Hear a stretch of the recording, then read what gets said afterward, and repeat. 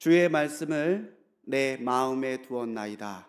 이 말씀을 품고 우리 2025년을 시작했는데 세상에 한 달이 벌써 갔어요. 이 한 달 동안에 여러분들의 마음속에 주님의 말씀이 든든하게 자리 잡고 있는지요? 수요 성서 아카데미 우리 올해에는 진짜 우리의 마음에 하나님의 말씀이 가득 자리 잡기를 사모하는 마음으로 매주 우리 성경의 66권을 한 권씩 나누어가는 시간으로 보내려고 합니다. 그래서 오늘은 첫 시간으로 창세기예요. 창세기. 한국 교회에는 아름다운 전통이 있습니다. 그게 뭐냐면 사경회예요. 사경회. 사는 조사할 사자를 씁니다. 경은 경정경, 성경이겠죠? 모여서 성경을 조사하듯이 깊이 연구하고 은혜를 나누는 시간, 그게 사경회예요. 매주 수요일은 우리 불꽃교회 사경회다, 그렇게 생각하시면 좋을 것 같습니다. 매주 이 66권을 한 권씩 우리가 사경회 가면서 이 말씀을 다시 한번 읽고 또 다시 한번 되새기고 그 말씀대로 살아가고자 노력하는 한 해가 된다면 올 한 해는 주님이 말씀으로 우리를 이끌어 주시는 복된 시간이 될 줄을 믿습니다. 창세기 1장 1절은 매우 유명한 성구죠. 아마 1장 1절 못 외우시는 분들은 거의 없으실 것 같아요. 수련회 가서 성경 구절 하나 외워야 밥 준다.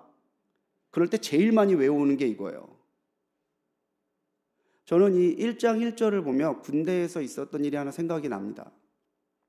제가 소총수로 근무하면서 군종병으로도 같이 활동을 했는데 초소를 다니면서 전도하는 초소 전도 시간이 있어요. 초소마다 돌면서 초코파이하고 음료수 주면서 교회 한번 오시라고, 예수님 믿어보시라고 그렇게 전도하는 건데, 그날도 초소에서 근무하고 있는 한 병사한테 제가 초코파이를 주면서 예수님 믿어야 천국 간다고 그랬더니, 제가 사회에 있을 때 교회를 다니기는 했는데 아무것도 모른다고. 근데 창세기 1장 1절은 안다는 거예요. 그러더니 저한테 외워줘요. 태초에 하나님이 천지를 창조하시니라. 이거지 않습니까? 네. 어떻게 아셨냐고. 제가 그 형제한테 그랬어요. 이 1장 1절이 굉장히 중요한 거예요. 1장 1절이 믿어지면 성경 이후에 뒤에 얘기들이 다 믿어지는데 1장 1절이 안 믿어지면 뒤에 얘기도 믿어지지 않아요. 1장 1절이 믿어지시나요? 그랬더니 그럴 것 같대요. 하나님이 만드시는 것 같대요. 그럼 됐다고. 이번 주부터 교회 오시라고. 그 근무 쓰던 병사가 교회에 왔을까요? 왔어요. 와서 같이 신앙생활을 하다가 성가대를 들어가더니 제가 제대할 때는 성가대 지휘자였어요. 성가대라고 해봐야 사부합창 이런 거 나오겠습니까? 근데 예수님을 안 믿던, 교회만 다녔던 그 사람이 군대에서 창세기 1장 1절만 가지고 신앙생활을 시작하고 성가대를 지휘하는 일까지 있었다는 거죠. 그래서 저는 1장 1절을 보면 그 병사가 계속 생각이 납니다. 창세기의 히브리어 제목은 베레시트예요. 일반적으로 히브리어 성경은 첫 단어를 제목으로 삼는 경우가 많습니다. 이 베레시트라는 말이 무슨 뜻이냐면 태초, 근원, 머리라는 뜻이에요. 이 베레시트라는 말은 집이라는 뜻을 가지고 있는 베라는 단어와 처음, 기원, 시작 이런 뜻을 가지고 있는 레시트가 합성돼서 생긴 거예요. 베레시트. 태초에. 히브리 사상에서 집은 만물 또는 우주를 뜻하기도 합니다. 그래서 하나님은 이 모든 만물과 우주의 근원이시고 머리시고 시작이시라는 고백이 이 베레시트, 이 단어에서부터 시작이 되는 거죠. 주전 200년에서 250년경 헬라 문화권에 흩어져서 살고 있는 유대인들을 위해서 약 70여 명의 유대인 학자들이 히브리 성경을 헬라어로 번역하는 작업을 시작해요.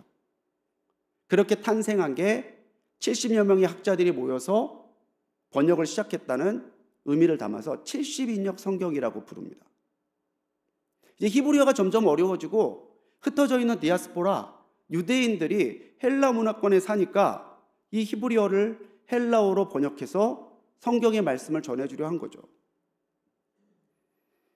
그때 이 70인역 성경에서 이 베레시트, 창세기를 게네시스, 이 헬라어로 번역했는데 이 게네시스라는 단어도 역시 태초, 기원, 족보라는 뜻을 가지고 있습니다. 이 게네시스에서 영어명인 제네시스가 나왔어요. 어디서 많이 들어보셨죠? 제네시스 뭐죠? 예, 오늘도 창세기 타고 오신 분들 몇 분 계시더라고요. 이 게네시스, 이 말이 또 어디에 나오는지 아십니까? 신약 마태복음 1장 1절에 나와요. 1장 1절 같이 볼까요? 같이 읽겠습니다. 시작.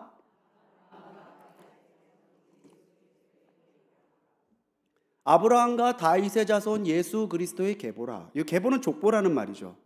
이 계보가 게네시스에서 파생된 말이에요. 하나님이 천지를 창조하심으로 세상을 시작하셨고 예수 그리스도께서 우리의 구주가 되심으로 우리의 영생을 시작해 주셨어요. 우리의 시작은 철저하게 삼위일체 하나님이신 거죠. 우리가 이것을 알고 믿는 것이 왜 중요하냐? 나를 시작하신 분이 하나님이시라는 이 믿음이 있지 않으면 우리가 하나님의 뜻대로 살 수가 없어요.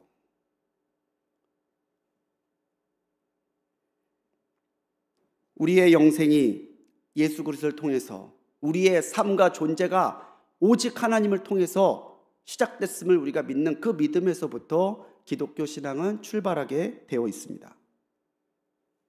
창세기는 총 50장으로 구성되어 있는 책이죠. 그래서 창세기의 구조를 이해하는 게 중요한데, 창세기의 구조를 이해하려면 사 법칙을 기억해야 돼요. 사. 뭐냐면 4명의 인물들과 4개의 사건이에요. 초반부는 4개의 사건으로 구성이 되어 있습니다. 창조, 타락, 홍수, 바벨. 우리가 다 알고 있는 얘기들이죠.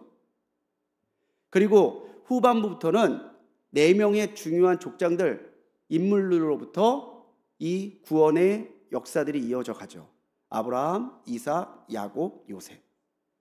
그래서 이 4명의 사건과 인물을 기억하면 창세기 전체의 구조를 이해할 수 있고요.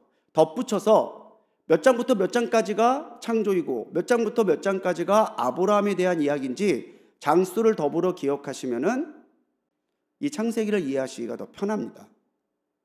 그래서 수요일마다 앞으로는 여러분들에게 한눈에 보는 성경 구조들을 드릴 거예요. 한눈으로 보실 수 있게.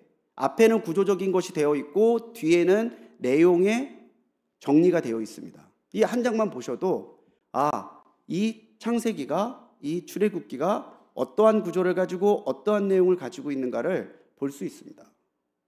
저는 이렇게 파일을 해서 구약, 신약 이렇게 해서 지금 저도 설교 준비할 때 계속 보거든요.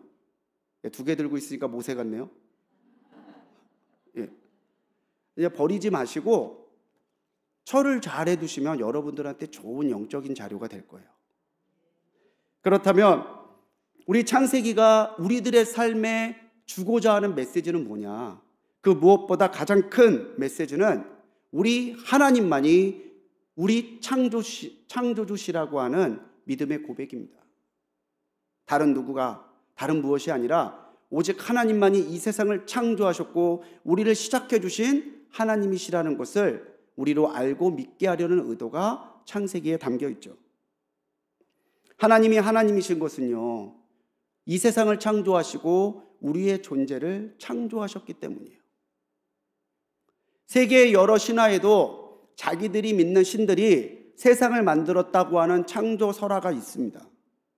그런데 그런 여러 신화 속의 창조와 우리 하나님의 창조는 큰 차이가 있어요. 바로 무로부터의 창조입니다. 예를 들어 볼까요? 중국의 창조소라는 반고라고 하는 태초신이 알에서 나왔는데 그 알을 깨치고 나올 때 알의 조각들이 땅에 떨어지면서 세상이 만들어졌다고 그래요. 그리스 신화나 이집트 신화, 수메르 신화와 같이 중요한 신화로 치부되는 역사 속의 신화들에서 창조를 보면은 남신과 여신이 결혼함으로 세상이 생겼다라고 말합니다.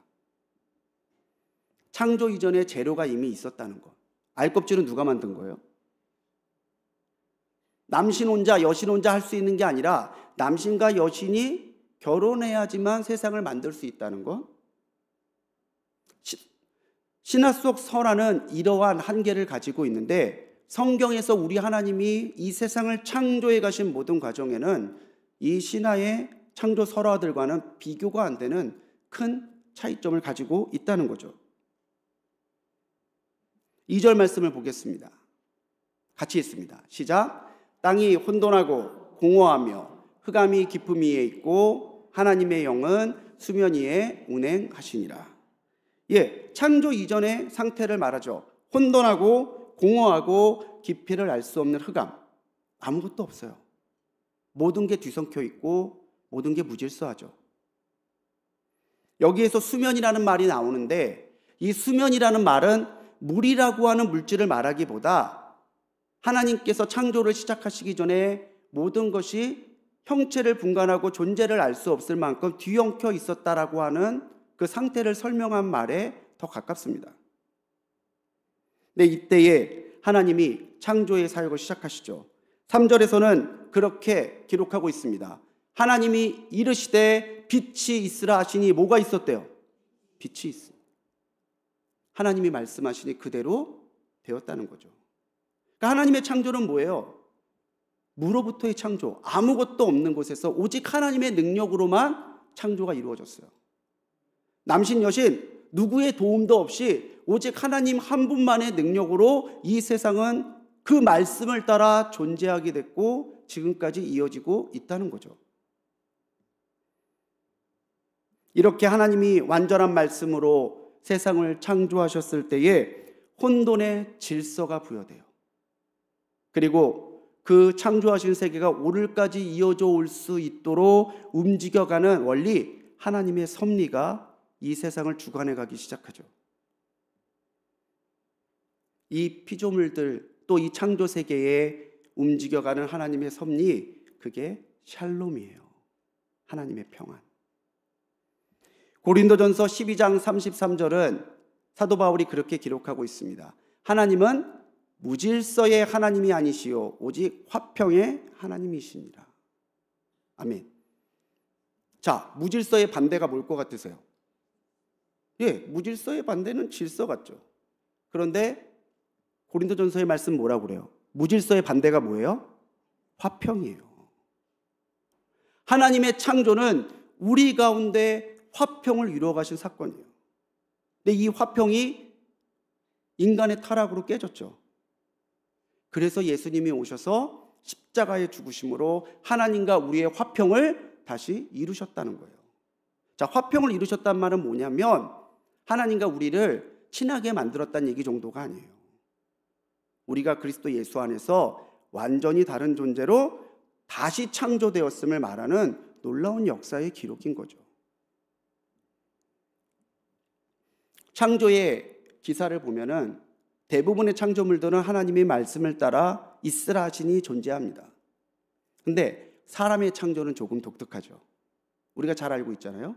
사람을 뭘로 만들었어요? 우리 아동부도 알던데. 하나님이 사람을 무엇으로 만드셨어요? 흙으로. 하나님께서는 이미 창조하신 흙으로 사람을 하나님의 형상을 따라 만드셨죠. 그런데 만들어만 놨을 뿐 인형이에요. 생명이 없어요. 움직이지 못해요. 거기에 하나님이 무엇을 불어넣으셨다고 되어 있는지 아세요? 생기. 아멘.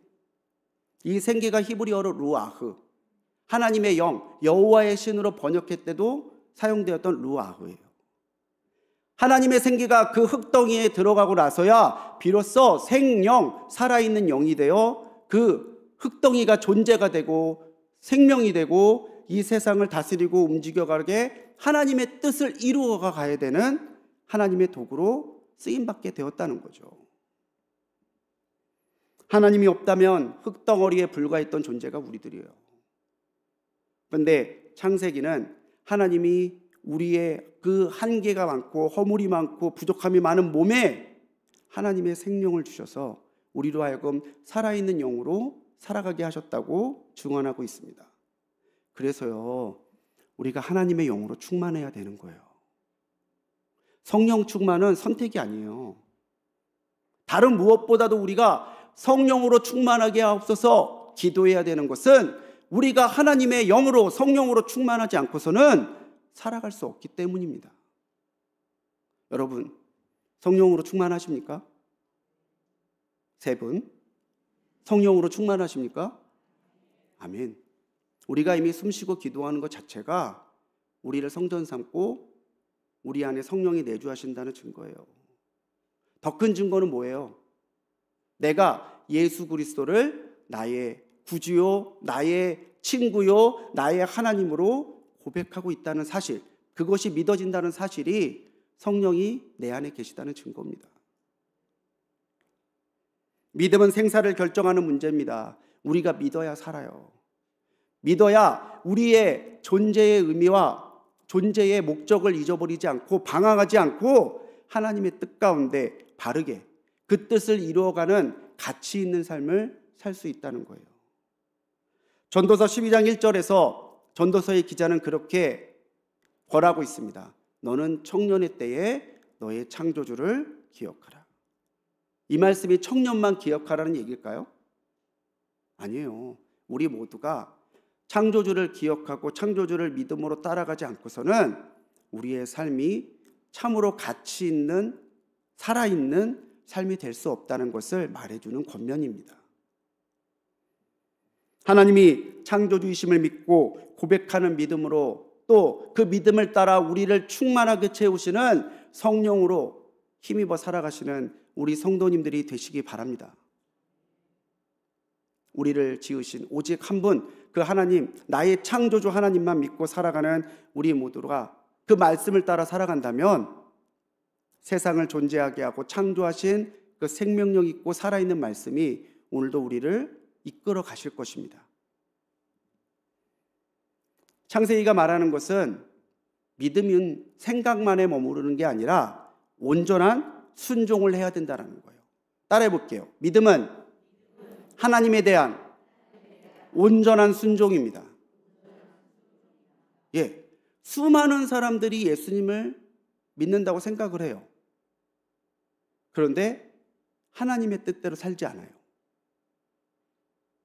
나 하나님을 믿어요. 어릴 때부터 교회 다녔어요. 그런데 그 사람의 삶에 하나님의 말씀의 결과가 나타나지 않아요. 그 사람이 하나님을 따라 사는 삶의 모습에 삶의 증거가 없어요. 그러면요, 그건 생각이지 믿음이 아니라는 거죠. 창세기가 말하는 믿음은 우리가 알고 생각하는 대로 실천하고 결단하고 따라가는 우리의 전인격적인 순종을 의미하고 있습니다. 자, 창조에 이은 세 가지의 사건을 볼게요. 아까 4대 사건 중에 첫 번째는 창조였죠. 두 번째는 타락, 세 번째는 홍수, 네 번째는 바벨탑이었습니다. 타락과 홍수, 바벨, 이 세 사건의 공통점이 있어요. 그게 뭘까요? 세 사건의 공통점. 하나님에 대한 반항이에요.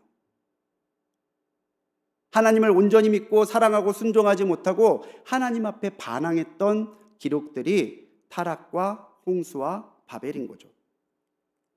타락은 우리가 잘 알고 있는 아담과 하와의 불순종입니다. 창세기 3장 3절로 5절의 말씀을 보면은 뱀이 하와에게 유혹하는 장면이 나오죠. 선과 악을 아는 열매를 왜 하나님이 먹지 말라고 그러냐. 그때 하와가 뭐라고 그래요? 너희가 죽을까 하노라. 이 한 글자가 굉장히 중요한 거예요. 죽을까 하노라. 그 틈을 뱀이, 사단이 파고듭니다. 야, 바보 같은 소리 하지 마. 선과 악을 아는 열매 너희가 먹잖아? 그럼 눈이 밝아져서 하나님같이 될 거를 알기 때문에 하나님이 못 먹게 하신 거야. 그 말을 듣고 냉큼 하와가 따먹죠. 그리고 그것을 아담에게 갖다 주죠. 2장 17절의 말씀에서는요, 하나님 뭐라고 그러셨냐면 너희가 그것을 먹을 때 정령 죽으리라. 정확하게 얘기하셨어요. 정령 죽으리라. 사실 선과 악을 아는 열매를 먹었다는 그 행동 자체보다 그렇게 하지 말라고 하신 하나님의 말씀에 온전하게 순종하지 않았던 그 불순종, 하나님의 말씀을 제대로 믿지 아니하고 죽을까? 그 틈을 가지고 있었던 그 불완전한 믿음이 하나님과 아담과 하와의 관계를 깨버린 큰 죄가 된 것이죠. 그래서 우리는요, 까의 신앙으로 살면 안 돼요. 살아 계실까? 들으실까? 역사하실까? 응답하실까? 우리는 까의 신앙으로 살면 안 되고요, 다의 신앙으로 살아야 돼요. 살아 계십니다. 응답하십니다. 역사하십니다. 주십니다. 까와 다의 신앙은 정말로 다른 신앙이에요. 홍수 역시 죄로 인한 거였죠. 창세기 6장 5절로 6절에서 보면 하나님이 세상을 보실 때에 죄악이 가득하고 모든 계획이 항상 악할 뿐임을 보시고 뭐하러 하셨대요? 땅 위에 사람을 지으셨음을 한탄하사. 자, 창세기 창조의 기록에서 하나님이 말씀하신 대로 만물들이 세워지고 만물들이 살아가요. 그 모습을 보셨을 때 하나님의 마음이 어떠했을까요?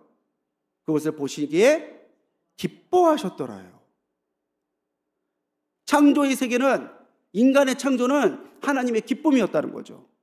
그런데 홍수의 이 시대에 왔을 때 세상을 볼 때 하나님이 한탄하셨대요. 한탄만 했을까요? 사람을 지으셨던 것을 후회하셨대요. 시간이 흘러 사람이 점점 많아졌는데 그들이 하나님을 기쁘시게 하지 못하고 믿음으로 살지 못했어요. 이제 사람이라는 존재는 하나님께 한탄이 되고 근심이 됐습니다. 그래서 결국 그들에게 하나님은 홍수를 내리셨죠. 그런데 하나님은 징계 가운데서도 사랑을 잊지 아니하시는 분이잖아요. 이 홍수 때에 쓰임받은 사람이 있었으니 그의 이름이 노아예요. 노아의 이름 뜻이 무엇인지 아십니까? 노아의 이름 뜻은 위로, 안식이라는 뜻이에요. 비록 이 땅에 죄가 가득해서 하나님이 홍수라는 징계를 내리셨지만 그 가운데서도 믿음으로 순종으로 하나님을 따르는 이들은 기억하시고 구원하시는 그 하나님의 사랑이 우리에게 위로가 되고 우리에게는 안식이 됐다는 거죠. 노아도 분명 하나님을 믿는 믿음이 있었습니다. 그런데 그때에 노아에게 하나님이 명령하시잖아요. 산에 가서 뭘 지으라고 그러셨어요? 뭘 지으라고 그러셨어요? 방주. 산에서 배를 짓는 사람이 어디 있습니까? 사람들도 비난하고 조롱했겠죠. 그런데 노아는 가서 짓잖아요. 예수님을 믿는 믿음으로 오늘 우리가 살아가지만 우리가 믿는 믿음이라고 하는 예수님을 믿는 믿음이 오늘 우리의 생각과 가치관을 바꾸고 우리의 삶을 하나님이 기뻐하시는 삶감으로 끌어가지 못한다면 그 믿음이 죽은 믿음인 거예요. 그 믿음이 하나님 보시기에 기뻐하시는 믿음이 아닌 거예요.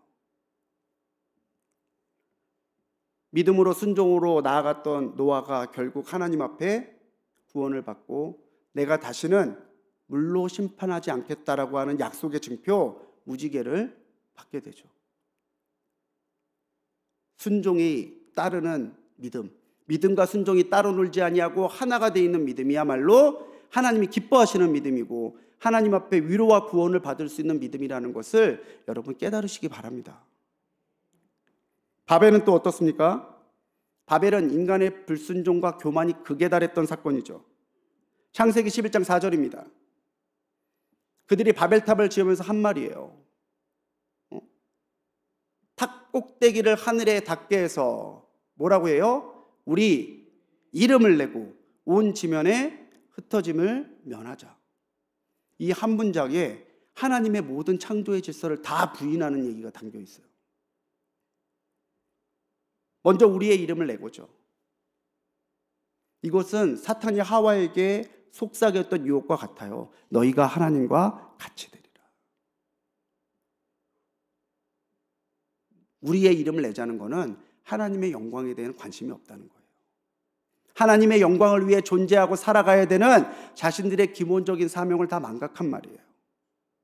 그리고 온 지면에 흩어짐을 면하자.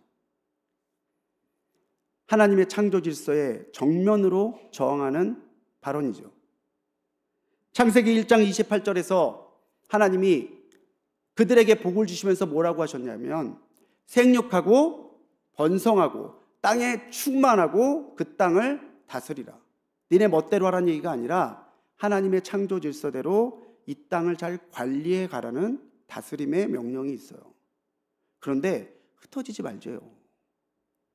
우리끼리 여기에서 살고 우리 이름 드러내고 우리끼리 이 모든 영광과 이 모든 좋은 것들을 누려보자고 하는 그들의 결단과 그들의 결심과 모의가 하나님 보시기에 근심이고 한탄이고 후회였다는 거죠.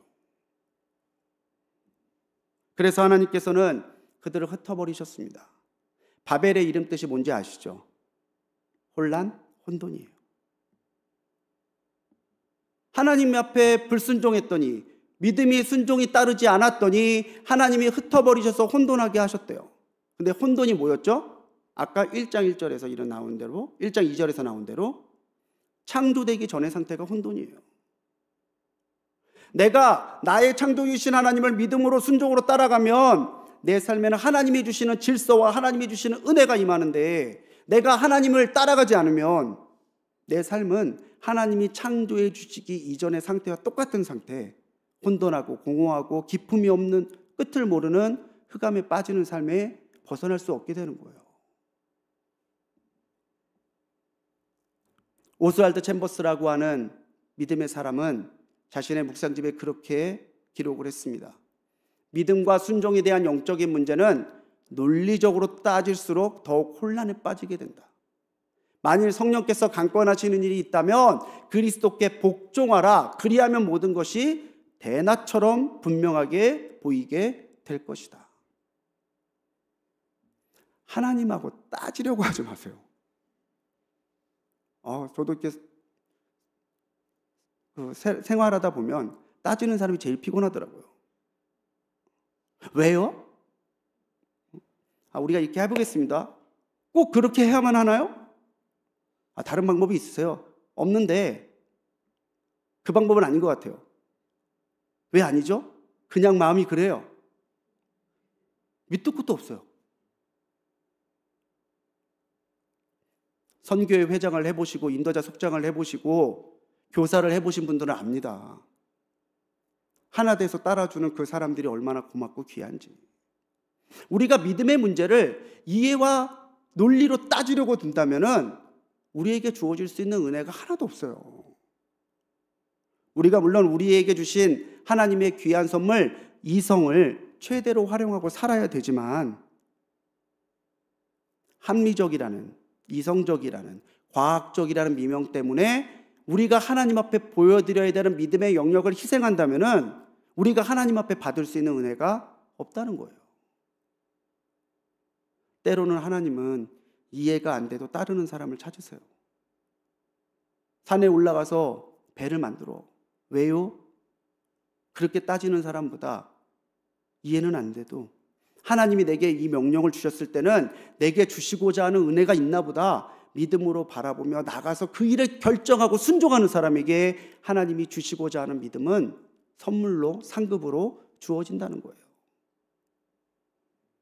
순종과 믿음이 아닌 혼돈의 삶을 살아가다가 우리가 하나님을 놓치면 얼마나 어리석은 삶이 되겠습니까? 우리의 삶이 혼돈하지 않도록 공허하지 않도록 흑암에 빠져 있지 않도록 믿음과 순종이 하나 된 삶으로 하나님을 기쁘시게 따라가는 우리 성도님들이 되시기 바랍니다. 자, 4가지의 사건이 끝났어요. 이제 하나님께서는 온 인류를 다시 구원하시고자 하는 하나님의 위대한 프로젝트를 시작하십니다. 그때에 하나님이 사용하셨던 방법이 뭐냐면 하나님의 사람을 세우시는 거예요. 창세기는 하나님의 사역은 하나님의 사람으로 이루어 가신다라는 것을 우리에게 알려주시고 있습니다. 전반부가 하나님의 역사와 섭리에 집중하고 있다면 하반부는 하나님의 사람들을 통해서 온 인류를 구원하시려는 하나님의 놀라운 계획과 은혜와 사랑이 이어지고 있음을 증언하는 내용입니다. 자, 세상을 하나님이 창조하실 때 무엇으로 창조하셨죠? 말씀으로. 말씀 하나면 하나님은 모든 걸 하실 수 있는 분이에요. 그런데 왜 하나님은 말씀으로 모든 걸 다 하려 하지 않으시고 우리를, 그 연약하고 부족하고 허물 많은 우리들을 하나님의 파트너로 택해 주셨을까? 이 놀라운 계획을 위해서 하나님이 세우신 네 사람의 사람이 창세기 하반부에 나옵니다. 아브라함, 이삭, 야곱, 요셉이죠. 하나님의 놀라운 그 구원 계획의 첫 단추가 아브라함이었습니다. 원래 그의 이름은 아브람이죠. 아브람은 우상과 세속 문화가 판치던 하란 그리고 갈대아 우르에서 살았어요. 근데 그때 하나님이 아브람에게 나타나셔서 하신 명령이 뭐였는지 아세요? 떠나라예요. 떠나라. 내가 익숙했던 그곳, 죄악에 만연돼 있고 그곳에서 하나님의 뜻과 상관없이 살아가고 있는 그곳을 이제는 떠나서 하나님이 가라 하시는 곳, 하나님이 은혜와 복을 예비하신 그곳으로 결단하여 나가도록 떠나라는 그 명령에 아브라함은 순종해서 나갑니다. 아브라함은 결점이 많은 사람이었죠. 믿음 빼면 그의 됨됨이나 일처리는 너무나 결함이 많았던 사람이에요. 하나님이 가나안 땅에 들어가게 하셨더니 거기에서 제단 쌓고 예배드리다가 기근이 오니까 너무나 쉽게 그 땅을 떠나죠. 그러다가 애굽의 왕 바로에게 블레셋 왕 아비멜렉에게 자기의 부인 사라가 누이라고 말하는 거짓말을 한 번도 아니고 두 번이나 그 일을 해요. 자, 여러분들의 남편이 여러분들을 내 부인이 아니다라고 두 번이나 그랬다면 마음이 어떠하시겠어요? 예, 못 살겠죠. 첫 번째에서 못 살 거예요. 근데 두 번을 그랬다니까, 두 번을. 그럼 그렇게 거짓말했으면 내버려 두지. 그럼 사라라도 왕비로 잘 살았을 거 아니에요. 그런데 하나님께서 굳이 다시 사례를 찾아오게 하시죠. 아브라함을 하나님이 아브라함으로, 사례를 사라로 바꾸어 주시면서 이 두 사람을 통해서 구원의 역사를 이루어갈 것을 포기하지 않으십니다. 창세기 15장 4절의 말씀이에요. 우리 같이 한번 읽어보겠습니다. 시작. 여호와의 말씀이 그에게 임하여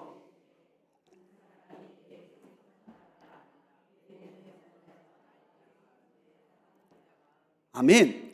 하나님은 끝까지 아브라함을 포기하지 않습니다. 아브라함과 사라, 너희 몸에서 나는 사람이라야만 내 약속을 이어갈 사람이다라고 하나님이 포기하지 않으시죠. 그의 아들 이삭도 마찬가지입니다. 아버지가 자기를 제물로 바치려고 하는 그때에도 저항 한 번 하지 않았던 순종적이고 착한 사람이었지만 하나님께서 이 약속을 그대로 주셨음에도 불구하고 아내 리브가를 아버지처럼 누이라고 말하는 잘못을 저지르죠. 이상한 걸로 부전자전이 됐어요. 그리고 노년에는 에서와 야곱을 분별하지 못할 정도로 모든 게 약하고 연약해져요. 그러나 하나님은 이삭을 통해서도 분명하게 그 약속을 이어가고 있음을 말씀하시죠. 창세기 21장 12절의 말씀에서 하나님은 아브라함에게 했던 말씀 그대로 이르시되 이삭에게서 나는 자라야 내 씨라 부를 것이다. 그러니까 하나님의 언약의 약속이 이젠 아브라함에서 이삭으로 이어지고 있다고 하나님은 밝혀주시고 계시다는 거예요. 야곱은 어땠죠? 이름 자체가 뒤꿈치를 잡는 자예요. 남의 발목 잡는 자. 내 욕심을 이루기 위해서, 내 야망을 이루기 위해서는 수단과 방법을 가리지 않고 살아가던 그 사람이 야곱이에요. 그런데 그 야곱에게 하나님이 베델에서 만나주시고 야복에서 이름을 이스라엘, 하나님과 겨루어 이긴 자라고 바꾸어 주셨을 때 그의 삶은 이제는 발목 잡는 사람이 아니라 하나님의 약속을 이어가는 하나님의 사람이 되죠. 요셉도 하나님의 사랑과 아버지의 사랑을 믿고 형들의 상한 마음은 별로 관심 없던 사람이에요. 어떻게 보면 자기 중심적인 사람이었던 거죠. 하지만 계속 연단되는 하나님의 그 연단 가운데서 하나님을 믿고 하나님의 섭리를 알게 됐을 때, 나중에 자기를 판 형들을 만나게 됐을 때에 요셉은 형들에 대해서 원망과 분노를 쏟는 게 아니라 하나님이 우리를 살리시려고 하신 일이라고 고백할 정도로 하나님의 섭리와 믿음을 잃지 않았던 사람이죠. 45장 5절에서 형들을 만났을 때 요셉은 그렇게 얘기해요. 하나님이 생명을 구원하시려고 나를 당신들보다 먼저 보내셨나이다. 물론 쉬운 시간 아니었고 죽고 싶었던 시간이고 억울했던 시간인데 돌이켜보니 하나님이 우리를 살리시려고 먼저 나를 여기에 보내셨다는 것을 요셉은 이해하고 믿었던 사람이라는 거예요. 결국 애굽은 이 요셉 때문에 그 큰 기근에서 구원받지 않습니까? 요셉은 애굽으로 들어갈 때 70명에 불과했던 야곱의 식솔들이 출애굽할 때에는 장정만 60만 명, 200에서 300만이 되는 큰 민족이 이루는 때에 초석을 놨던 사람이 요셉이에요. 하나님은 우리 없이도 무엇이든지 하실 수 있지만 하나님은 우리를 통해 영광 받기를 원하십니다. 그래서 우리가 이 4명의 사람을 보면서 나도 하나님의 기쁨이 되고 영광이 되어야 되겠다, 이 믿음으로 살아가야 되는 거죠. 성경에는 관용적인 표현이 나옵니다. 아브라함의 하나님, 이삭의 하나님, 야곱의 하나님. 하나님의 약속이 이어졌던 그 사람들의 하나님이 되어주셨는데 더 중요한 건 뭔지 아십니까? 그 하나님이 누구의 하나님이 되는 거예요? 나의 하나님이 되시는 거예요. 나의 하나님. 베레시트, 하나님만이 우리의 시작이고 우리의 창조주이심을 믿으시기 바랍니다. 그리고 이 세상을 창조하시고 모든 만물의 기원이 되신 그 하나님이 아브라함과 야곱과 이삭의 하나님으로만 끝나는 게 아니라 오늘 나의 하나님으로 살아 역사하시기를 사모하고 그 하나님의 이름을 영화롭게, 영광되게, 그 뜻을 온전하게 이루기 위해서 오늘 말씀을 품고 살아가시는 우리 모든 성도님들이 되시기를 주님의 이름으로 간절히 축원합니다. 4대 사건, 4대 인물, 그것만 기억하시면 오늘 한눈에 창세기를 볼 수 있어요. 하지만 중요한 건 내가 그런 사람이 되는 거죠. 그 한 사람이 내가 되는 거죠. 그러한 믿음과 그러한 삶과 그러한 결단과 순종으로 오늘 하나님의 기쁨이 되는 우리 모두가 되기를 주님의 이름으로 간절히 축원합니다. 기도하시겠습니다.